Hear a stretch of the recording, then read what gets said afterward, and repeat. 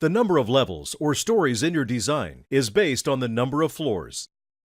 When you're starting your design, you can specify the project settings before you begin, like the number of floors you want, whether you'll include a basement or not, and set default properties for each floor, like the ceiling height and slab or joist thickness.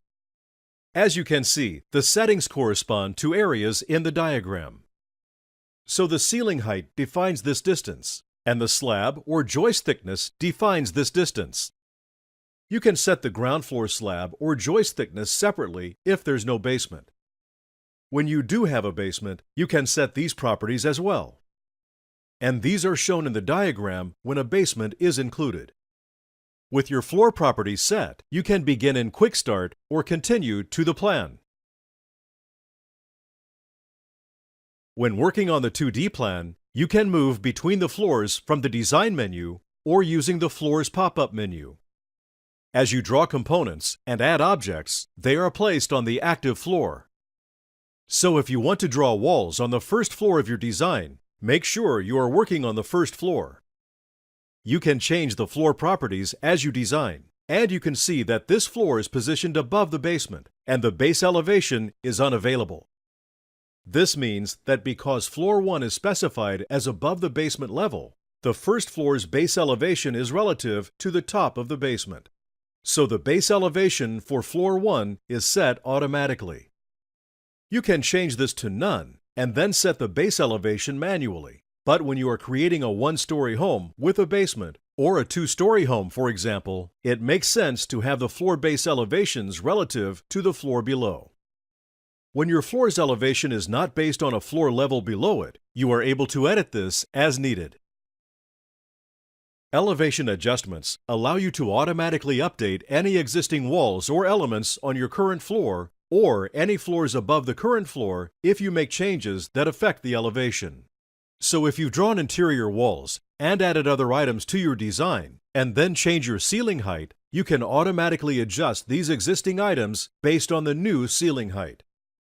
So we'll change the name here. And you'll see that it's reflected on the floors pop-up.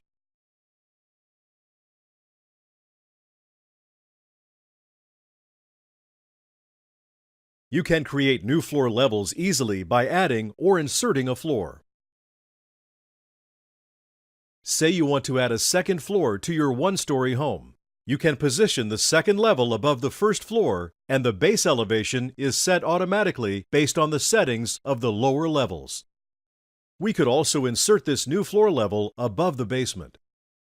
If we say that this newly inserted floor controls the elevations for the floor above, that means that the new floor is being inserted between existing levels, and the existing levels should be moved up. If we deselect this option, the new floor is independent of the existing levels, and the floors stay as they are. This would be useful if you were to say adding a detached garage, and you wanted it to use the elevation settings of an existing floor, but don't want it to affect the other floor elevations. You could also choose None and set your own base elevation for the new floor level. In this case, we'll copy the perimeter walls of a lower level to get us started in creating the walls on the new floor. So we'll add a new floor above the first floor and copy the perimeter walls.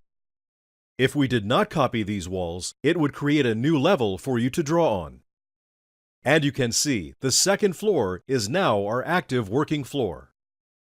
So anything we add to the design is added to the second floor. It's easy to move between floors and even delete floors.